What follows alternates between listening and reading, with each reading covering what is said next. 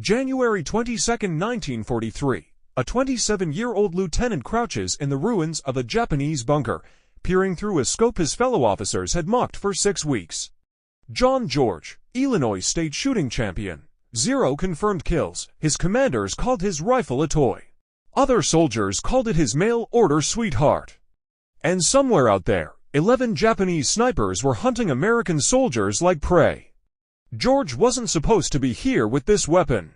When he'd unpacked his Winchester Model 70 at Camp Forest in Tennessee, the armorer asked if it was meant for deer or Germans. George said it was for the Japanese, then they shipped out before the rifle arrived. For 6 weeks on Guadalcanal, George watched other men clean their service rifles while his custom Winchester sat in an Illinois warehouse. He requested it through military mail. When it finally showed up in late December 1942, Captain Morris took one look at the sporting rifle and ordered George to carry a real weapon instead. George carried it anyway. The Winchester weighed 9 pounds, with a Lyman Alaskan scope mounted on top. It was bolt action, held 5 rounds, and could group shots within 4 inches at 300 yards. Every other soldier carried a semi-automatic Garand with 8 rounds and no magnification. On paper, George's choice seemed foolish. In the Point Cruz Groves west of Henderson Field, it was about to become legendary. By mid-January, the situation had turned deadly. Japanese snipers operating from massive banyan trees had killed 14 Americans in just 72 hours. These weren't random shootings. These were calculated eliminations by professionally trained marksmen with scoped Arisaka rifles who knew how to wait, how to hide, and how to kill. The 132nd Infantry Regiment was being picked apart, and nobody could stop it. The battalion commander summoned George that night. He needed someone who could actually shoot. George explained his credentials: youngest winner of the Illinois State Championship at 1,000 yards, age 23, 6-inch groups at 600 yards with iron sights. The commander gave him until morning to prove his mail-order rifle wasn't just for show. If George failed, the Winchester went back in his tent for good. George spent that night preparing. He cleaned the rifle again, checked the scope mounts, loaded 5 rounds of hunting ammunition. At dawn on January 22nd, he moved into position in the captured bunker overlooking the coconut groves. No spotter, no radio man, just his rifle and 60 rounds. The Lyman scope had only 2.5 power magnification, but it was enough to see what the naked eye would miss. At 9:17 a.m., a branch moved 87 feet up in a banyan tree to 140 yards away. No wind, just a small shift. George watched through his scope until he saw the shape: a Japanese sniper positioned in a fork where 3 branches met, facing east, watching the trail where Americans had been moving supplies. George adjusted for wind, controlled his breathing, and squeezed the trigger. The crack of the Winchester echoed through the jungle. The Japanese sniper jerked and tumbled 90 feet to the ground. 1 shot, 1 kill, but George knew Japanese snipers worked in pairs. 1 shooter, 1 spotter, the partner had to be close. 26 minutes later, George found the second sniper in a different tree, 60 yards north of the first. This one was retreating down the trunk after hearing the shot. George led the movement and fired. The second sniper fell backwards off the tree, his rifle clattering through branches ahead of him. 2 shots, 2 kills. Then a Japanese bullet struck the sandbag 6 inches from George's head, spraying dirt into his face. A third sniper had found him. George rolled left, waited 3 minutes, then carefully glassed the trees to the southwest. He found the shooter at 11:38, repositioned in the same tree after firing. A fatal mistake. George put the crosshairs on target and fired. The third sniper fell without a sound. By noon, George had killed 5 Japanese snipers. Word spread through the battalion.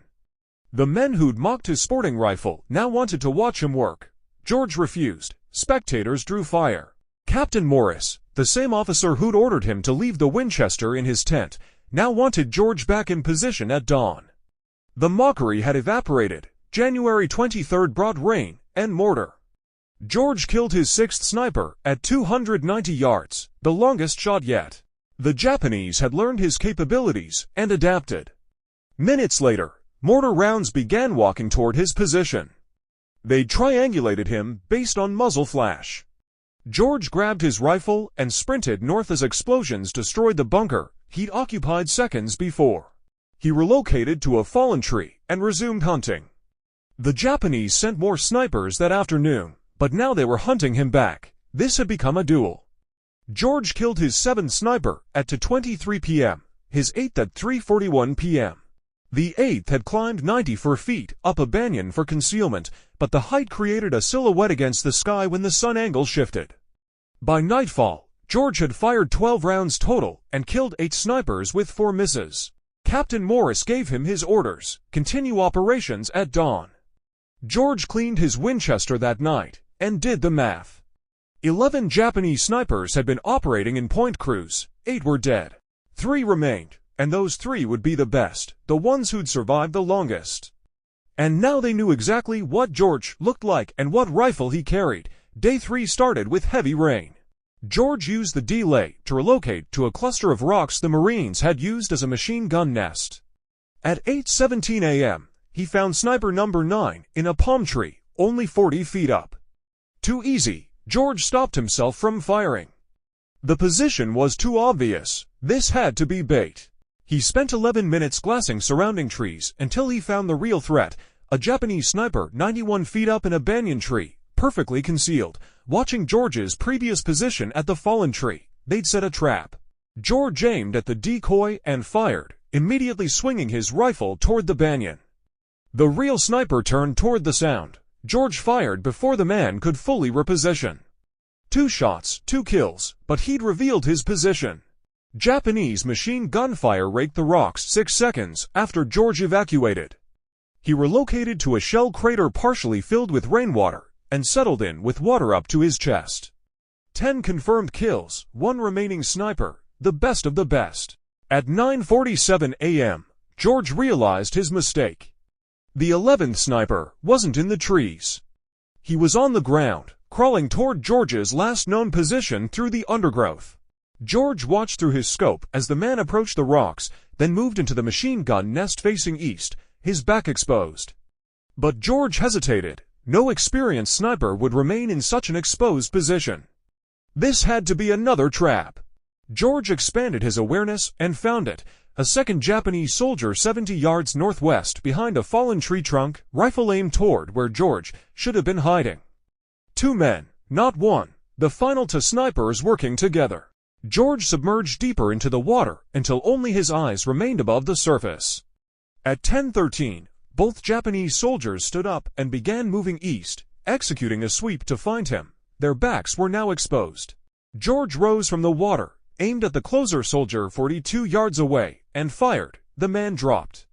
George worked the bolt, swung toward the second soldier, who was turning and raising his rifle. George fired first, the second soldier fell. 11 shots fired over 3 days. 11 Japanese snipers eliminated, but then George heard voices. Japanese infantry, at least 6 men, coming to recover the bodies. They found George's bootprints leading to the crater. A Japanese soldier appeared at the crater rim, looking directly down at George. George fired from the water. The soldier fell backward. 2 more appeared. George fired, worked the bolt, fired again. Both dropped. 3 rounds left. More soldiers were flanking his position from multiple directions. George couldn't win a firefight with a bolt-action rifle against multiple soldiers with semi-automatics. He ran north, bullets snapping past him, striking trees, kicking up dirt. He dove into another crater, then moved northeast toward American lines.